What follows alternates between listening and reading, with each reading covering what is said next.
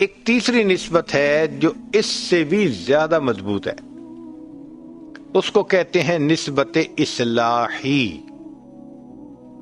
نسبت اصلاحی یہ ہوتی ہے کہ انسان شیخ کی صحبت میں وقت گزارے اور ان کی روک ٹوک سنے، اپنے آپ کو چینج کرے اور ڈانٹ ڈپٹ کھا کے اپنے آپ کو سیدھا کرے۔ یہ تربیت ہوتی ہے بندے کی۔ جیسے ایک پودا کسی مالی کے ہاتھ میں ہو تو وہ اس کی پروننگ کرتا ہے، کانٹ چھانٹ کرتا ہے، اور بالآخر وہ پودا اتنا خوبصورت بن کے سامنے آتا ہے۔ اسی طرح شیخ اپنے شاگرد کی اصلاح کرتے ہیں۔ اللہ رب العزت نے نبی علیہ السلام کی تربیت فرمائی اور نبی علیہ السلام نے صحابہ کی تربیت فرمائی۔ چنانچہ قرآن مجید میں یہ جو لما کا لفظ ہے یہ تربیت کے لیے ہے۔ پوچھا جا رہا ہے کیوں؟ مگر فرق یہ ہے کہ اللہ رب العزت نے جو نبی علیہ السلام کے لیے لما کا لفظ استعمال فرمایا، یا پہلے مغفرت کا وعدہ یا بعد میں مغفرت کا وعدہ، وجہ یہ تھی کہ اللہ رب العزت جانتے تھے کہ نبی علیہ الصلوۃ والسلام کے دل میں خشیت الہی کی وہ کیفیت ہے کہ بنا خوشخبری کے اگر لیما کا لفظ سے خطاب کر دیا شاید برداشت کرنا ممکن نہیں ہوگا۔ اس لیے ساتھ ہی خوشخبری سنیے، عفا اللہ عنک، یہ خوشخبری ہے، مگر ساتھ پوچھ لیا لما اذنت لہم۔ اگر صرف لما اذنت لہم سے خطاب ہوتا تو پھر نبی علیہ السلام کے لیے برداشت کرنا مشکل ہو جاتا۔ اچھا، کہیں پہلے لما کا لفظ بعد میں خوشخبری کا وعدہ، یا ایھا النبی لما تحرم ما احل اللہ لک تبتغی مرضات ازواجک، ہاں واللہ غفور الرحیم، تو ساتھ مغفرت کا وعدہ۔ لیکن اللہ رب العزت نے یہی لما کا لفظ ایمان والوں کے لیے استعمال کیا، وہاں مغفرت کے وعدے نہیں ہیں۔ یا ایھا الذین آمنوا لم تقولون ما لا تفعلون، شاہانہ خطاب، کبر مقتا عند اللہ ان تقولوا ما لا تفعلون۔ مقصد کیا تھا؟ سیدھے ہو جاؤ گے تو بچ جاؤ گے، نہیں سیدھے ہوگے تو جوتے کھاؤ گے۔ تو یہ تربیت ہے، یہ اصلاحی نسبت شیخ کے ساتھ کام کی جائے تو پھر جوڑی جائے تو پھر انسان کی زندگی مستقل بدلتی ہے، اس میں وقت لگتا ہے۔ چنانچہ مشائخ کے ساتھ جو بیعت کا تعلق حاصل کیا جاتا ہے، ان کی صحبت میں بیٹھا جاتا ہے، یہ اصل میں نسبت اصلاحی حاصل کرنی ہوتی ہے۔ سالوں لگتے ہیں، ہر بندے کی اپنی استعداد ہوتی ہے، کسی کو کم وقت لگا، کسی کو زیادہ لگا، فائدہ ہر ایک کا ہوتا ہے، جتنا گڑ اتنا میٹھا۔ چنانچہ مشائخ کے پاس جو حضرات تشریف لائے اور نسبت حاصل کر گئے وہ یہ نسبت اصلاحی تھی۔ حضرت مولانا رشید احمد گنگوہی رحمۃ اللہ علیہ حضرت حاجی امداد اللہ مہاجر مکی رحمۃ اللہ علیہ کو ملنے کے لیے آئے۔ اس وقت ابتدائے جوانی کا زمانہ تھا،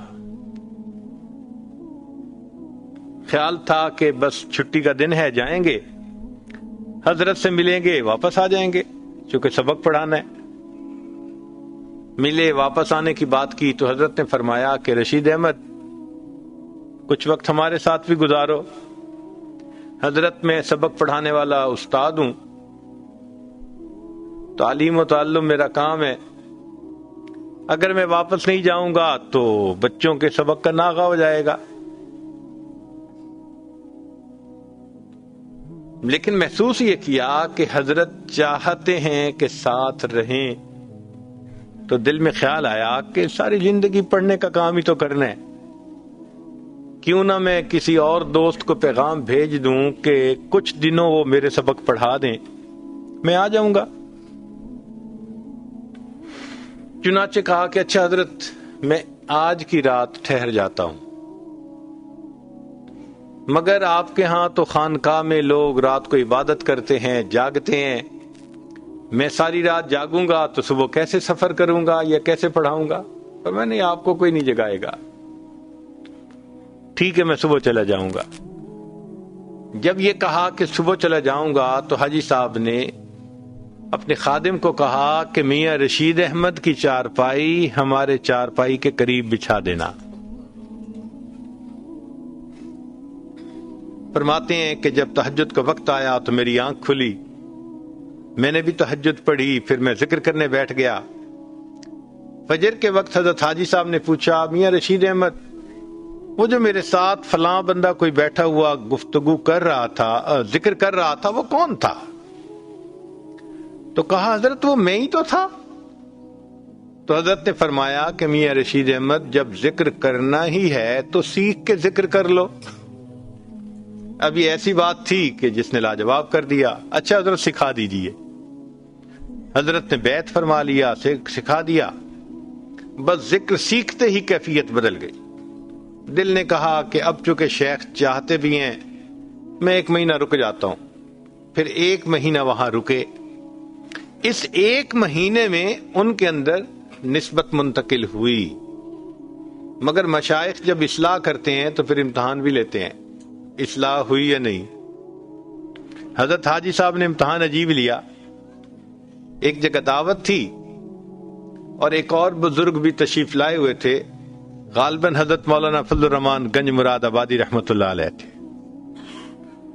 حضرت حاجی صاحب میاں رشید احمد کو بھی ساتھ لے کر گئے۔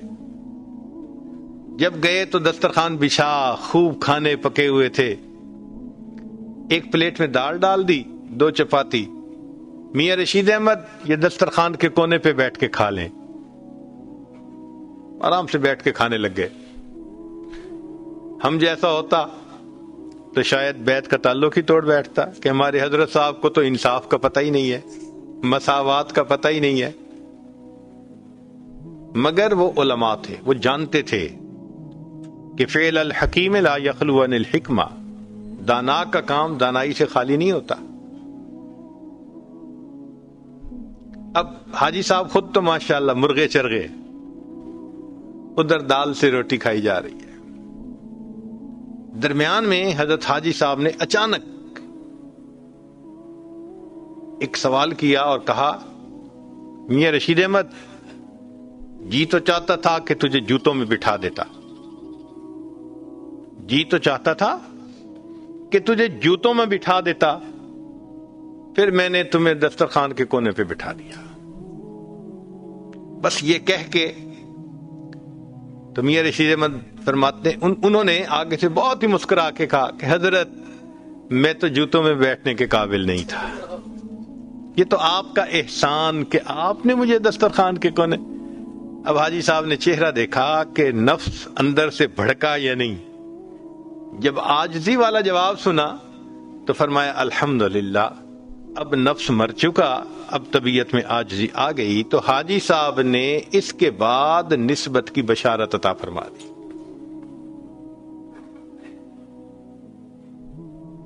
پھر جب جدا ہونے لگے تو حضرت گنگوئی رحمت اللہ علیہ نے اس وقت پوچھا، حضرت میرے اندر تو کچھ ہے نہیں۔ تو حضرت نے فرمایا آپ کو اجازت اس لیے دی جا رہی ہے کہ آپ کو اپنے اندر کچھ نظر نہیں آتا، اگر کچھ نظر آتا تو آپ کو کبھی اجازت نہ دی جاتی۔ پھر دعا کروائی کہ حضرت مجھے دعا کر دیں کہ رونا آ جائے۔ حاجی صاحب نے دعا کر کے رخصت کر دیا۔ پھر 1 سال 2 سال وقت گزرا، بالآخر حاجی صاحب سے پھر ملاقات ہوئی۔ اب حاجی صاحب نے ایک اصولی سوال پوچھا کہ میاں رشید احمد یہ بتائیں کہ بیعت ہونے میں پہلے کیا حال تھا اور بیعت ہونے کے بعد آپ نے کیا تبدیلی پائی؟ تو سوچ کے کہا کہ حضرت مجھے اپنے اندر 3 تبدیلیاں نظر آتی ہیں۔ ایک تبدیلی یہ کہ پہلے بیعت ہونے سے پہلے مجھے مطالعے کے درمیان بہت اشکال پیش آتے تھے، اب جب سے بیعت ہوا ہوں نصوص شرعیہ میں مجھے کہیں تعارض نظر نہیں آتا۔ دوسری تبدیلی کہ پہلے بھی میں شریعت پہ عمل کرتا تھا مگر اپنے آپ کو مار باندھ کے مجبور کر کے کرتا تھا. جب سے بیعت کی ہے اب طبیعت ہی شریعت کے مطابق ڈھل گئی ہے. مکروہات شرعیہ مکروہات طبعیہ بن گئی ہیں. اور کیا؟ تیسرا یہ کہ دین کے معاملے میں لوگوں کی مدح اور ذم برابر ہو گئی ہے. حاجی صاحب نے فرمایا میاں رشید احمد مبارکباد ہو. دین کے 3 درجے ہیں. پہلا درجہ ہے علم، اور علم کا کمال یہ ہے کہ نصوص شرعیہ میں تعارض نظر نہ آئے. دوسرا درجہ ہے عمل. عمل کا کمال یہ ہے کہ مکروہات شرعیہ مکروہات طبعیہ بن جائیں. اور تیسرا ہے اخلاص، اور اخلاص کا کمال یہ کہ لوگوں کی مدح اور ذم انسان کی نظر میں برابر ہو جائے. انسان دین کا کام اللہ کی رضا کے لیے کرے. مبارک ہو، علم میں بھی کمال عطا ہو گیا، عمل میں بھی کمال عطا کر دیا، اللہ نے اخلاص میں بھی کمال عطا فرمایا. یہ نسبت اصلاحی کہلاتی ہے. ایک نسبت اس سے بھی اونچی ہے